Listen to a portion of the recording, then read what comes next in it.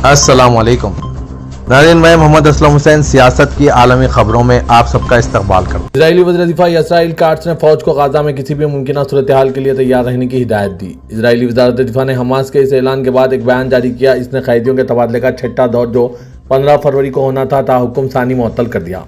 Cuts ने दावा किया कि हमास का इजरायली कैदियों की रिहाई रोकने का ऐलान जंगबंदी और कैदियों के बाहमी तबादले के मुआहदे की मुकम्मल खिलाफ वर्जी है। उन्होंने इजरायली फौज को गाजा में किसी भी मुमकिन सूरत हाल के लिए आला सतह पर तैयार रहने की हिदायत दी है। हमास के Askari Shah अज़ाउद्दीन al Qassam brigades के तर्जुमान अबू उबैदा ने ऐलान किया कि कैदियों के तबादले का अमल 15 फरवरी को होना था, लेकिन इसे इस बुनियाद पर मुअत्तल कर दिया गया कि इजराइल ने जंगबंदी मुआहदे के तहत अपने वादों को पूरा नहीं किया। अमेरिकी सदर डोनाल्ड ट्रंप ने कहा है कि अगर गाजा के तमाम कैदियों को हफ्ते की दोपहर तक रिहा न किया गया तो जंगबंदी पर अमल दरामद को मनसूख कर देना चाहिए। इस सूरत में क़यामत बर्पा हो जाएगी। डोनाल्ड ट्रंप ने व्हाइट हाउस में गाजा की ताज़ा तरीन सूरत हाल के बारे में अपने जायजा पेश किया। हवाले से मिली इत्तलात के मुताबिक हमास गाजा के कैदियों की रिहाई रोक रही है। ट्रंप ने कहा है कि यह नाकाबिल कबूल है। हफ्ते की दोपहर 12 बजे तक तमाम यरगुमालियों को रिहा न किया गया तो क़यामत बर्पा हो जाएगी। उन्होंने कहा कि हम इन सब को वापस चाहते हैं। मैं अपने बलबूते पर यह बात कह रहा हूँ। इजराइल इसे मुख्तलिफ तरीके से कर सकता है और इस मामले पर अपना फैसला खुद करेगा।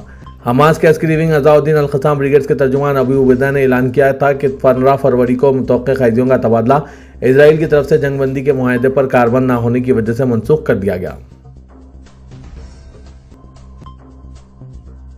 हमास के Askari Shah अज़ाउद्दीन al Qassam brigades के तर्जुमान अबू उबैदा ने कहा है कि इसने कैदियों के तबादले को इस बुनियाद पर मुलतवी कर दिया है कि इजराइल ने जंगबंदी मुआहदे के तहत अपने वादों को पूरा नहीं किया। अबू उबैदा ने कहा कि जब तक कि इजराइल अपने वादों पर अमल नहीं करता और गुज़िश्ता हफ्तों से अपनी जिम्मेदारियों से दस्तबरदार नहीं हो जाता, तब तक कैदियों के तबादले का शेड्यूल 15 फरवरी को गैर मुअय्यना मुद्दत के लिए मुलतवी कर दिया जाएगा। अबू उबैदा ने कहा कि अगर इजराइल जंगबंदी मुआहदे की शराइत पर अमल करता है तो उन्होंने तस्दीक की है कि वो भी इन पर अमल करेंगे।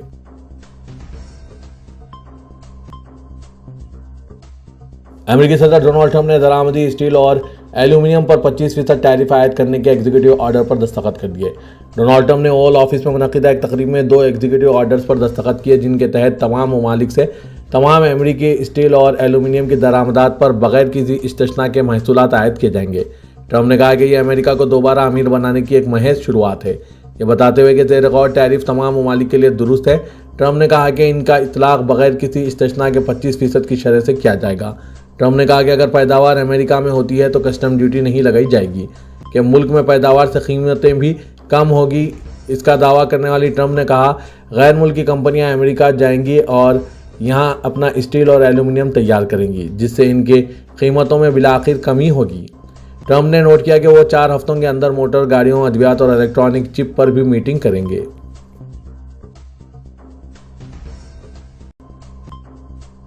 अमरीकी वज़ारत दिफा ने सूबा लाज़किया के ज़िला जबला में कामीम एयरबेस से रवाना हुए रूसी काफिले को तरतुश शहर के अड्डे में दाखिल होने की इजाज़त नहीं दी।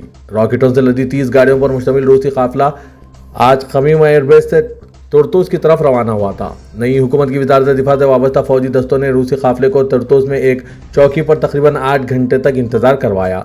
घंटों इंतजार के बाद यह काफिला मतलूबा फौजी अड्डे में दाखिले की इजाज़त ना मिलने पर मुकामी वक्त के मुताबिक तकरीबन 5 बजे जबला तहसील में कामीम अड्डे पर वापस लौट गया। रूस ने शामी सूबों में अपनी फौजी मौजूदगी को 27 दिसंबर को हिज़्ब इख्तिलाफ की जानिब से शुरू किए गए ऑपरेशन के बाद लाज़किया के कामीम एयरबेस में यकजा कर दिया था। रूस में क्रेमलिन के तर्जुमान पेस्कोव ने कहा है कि मुख्तलिफ महकमों के जरिए अमेरिका के साथ राब्ता तेज़ हो गए हैं, लेकिन यूक्रेन बहरान के हल के हवाले से कोई पेशरफ नहीं हुई है। पेस्कोव ने दारकूमत मॉस्को में एजेंडे में शामिल उमूर पर बयानात दिए। सदर डोनाल्ड ट्रंप के खुसूसी एलची बराए मशरिक़ व सतह स्टीव विटकोफ के रूस के दौरे के इल्ज़ामात पर तबसरा करते हुए पेस्कोव ने कहा है कि इनके पास इस मामले पर कोई मालूमात नहीं है। पेस्कोव ने कहा कि हम किसी भी राब्ते की मनसूबाबंदी नहीं कर रहे हैं। हमने कहा है कि हमारे पास मुख्तलिफ इकाइयों के दरमियान राब्ते हैं और इन राब्तों में शिद्दत आई। अमेरिकी इंतजामिया मामलात को दोबारा पटरी पर लाने की कोशिश कर रही है, लेकिन इस मामले में यूक्रेन के हल के बारे में कोई पेशरफ नहीं है। इस सवाल का जवाब देते हुए कि क्या वाशिंगटन ने यूक्रेन के बहरान के तस्वीर के बारे में कोई मखसूस तजावीज़ पेश की है, पेस्कोव ने कहा है कि हमने इस बारे में बयानात दिए हैं, हमारे पास इनमें शामिल करने के लिए कुछ नहीं। अमेरिकी सदर डोनाल्ड ट्रंप के इस बयान के बारे में कि यूक्रेन एक दिन रूस बन सकता है, पेस्कोव ने कहा है कि यूक्रेन का एक अहम हिस्सा रूस के साथ रहना चाहता था और ऐसा ही हुआ, जिसके बाद रूस में 4 इलाकों को शामिल किया गया था।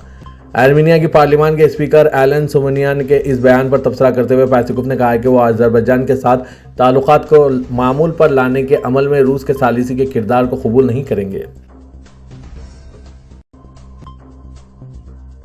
چین میں شادیوں کی شرح میں ریکارڈ کمی واقع ہوئی ہے، جبکہ دوسری جانب حکام نوجوانوں پر شادی کرنے اور ملک کی آبادی کو بڑھانے کی غرض سے بچوں کی پیدائش پر زور دے رہے ہیں۔ خبر رسائی ادارے رویٹرز کے مطابق چین میں شادی اور فیملی لائف شروع کرنے میں عدم دلچسپی کی ایک بڑی وجہ بچوں کی پرورش اور تعلیمی اخراجات میں اضافے کو ٹھہرایا جا رہا ہے۔ علاوہ ازیں چین کی اقتصادی ترقی سست روی کا شکار ہونے کے بعد بھی نوجوانوں کو ملازمت کی تلاش میں مشکلات درپیش ہیں، جبکہ جو کام کر رہے ہیں وہ اپنے مستقبل کے حوالے سے غیر یقینی کا شکار ہیں۔ چین کی وزارت برائے سول افیئرز کے اعداد و شمار کے مطابق گزشتہ سال 2024 میں 60,10,000 جوڑوں نے شادی کے لیے رجسٹر کیا تھا، جبکہ سال 2023 میں یہ تعداد 70,78,000 تھی۔ امریکی یونیورسٹی آف ویسکانسن کے پروفیسر یو فوشیان کا کہنا ہے کہ شادیوں کی شرح میں اتنی بڑی کمی کبھی دیکھنے میں نہیں آئی، یہاں تک کہ 2019 میں کورونا کی عالمی وبا کے دوران بھی صرف 12% کی کمی واقع ہوئی تھی۔ پروفیسر فوشیان نے بتایا کہ سال 2013 میں 1,34,70,000 نوجوانوں نے شادی کے لیے رجسٹر کیا تھا، جبکہ اس کے مقابلے میں گزشتہ سال شادیوں کی تعداد اس سے نصف سے بھی کم ہوئی۔ انہوں نے کہا کہ اگر یہ رجحان برقرار رہا تو چینی حکومت کے سیاسی اور معاشی عزائم تباہ ہو جائیں گے۔ چین 140 کروڑ کی آبادی کے ساتھ دنیا کی دوسری سب سے بڑی آبادی والا ملک ہے، جبکہ عمر رسیدہ افراد کی تعداد تیزی سے بڑھ رہی ہے۔ سعودی عرب نے ہندوستانی مسافروں کے لیے 1 فروری 2025 سے ملٹیپل انٹری ویزا ختم کر دیا۔ اب صرف سنگل انٹری ویزا جاری کیا جائے گا جو 30 دنوں کے لیے ہوگا۔ یہ تبدیلی سیاحت، کاروبار اور خاندانوں کی وزٹ پر اثر انداز ہو رہا ہے۔ 1 فروری 2025 سے صرف سنگل انٹری ویزا جاری کیا جائے گا۔ ہر ویزے کی مدت 30 دن ہے۔ حج، عمرہ، سفارتی ویزے اور رہائشی ویزے میں کوئی تبدیلی نہیں کی گئی۔ یہ نئی پالیسی الجزائر، بنگلہ دیش، مصر، ایتھوپیا، ہندوستان، انڈونیشیا، عراق، اردن، مراکش، نائجیریا، پاکستان، ٹیونس اور یمن کے وزٹرز پر لاگو ہو رہا ہے۔ سعودی حکام نے ملٹیپل انٹری ویزے کے غلط استعمال کو اس کی تبدیلی کی سب سے بڑی وجہ قرار دیا۔ ان کا کہنا ہے کہ بہت سے مسافر طویل مدت کے ویزے پر سعودی عرب آئے لیکن غیر قانونی طور پر کام کرنے لگے یا بغیر اجازت کے حج ادا کیا۔ حج کے دوران سعودی عرب میں بھیڑ کا مسئلہ بڑھ رہا ہے۔ 2024 میں 1200 سے زیادہ حاجی گرمی اور بھیڑ کی وجہ سے جاں بحق ہو گئے تھے۔ حکام کے مطابق ان میں سے کئی حاجی غیر رجسٹرڈ تھے جو ملٹیپل انٹری ویزے کے ذریعے سعودی عرب آئے تھے۔ اس تبدیلی کا مقصد غیر رجسٹرڈ حاجیوں کو سعودی عرب میں آنے سے روکنا اور حج کے دوران حفاظتی تدابیر کو بہتر بنانا ہے۔ سعودی حکومت نے ملٹیپل انٹری ویزے کے خاتمے کو عارضی اقدام قرار دیا تھا۔ ہم اس پر دوبارہ نظر ثانی کرنے کا کوئی خاص وقت نہیں بتایا۔ یہ تبدیلی انڈین ورک ویزے کے حوالے سے بھی اہم ہے۔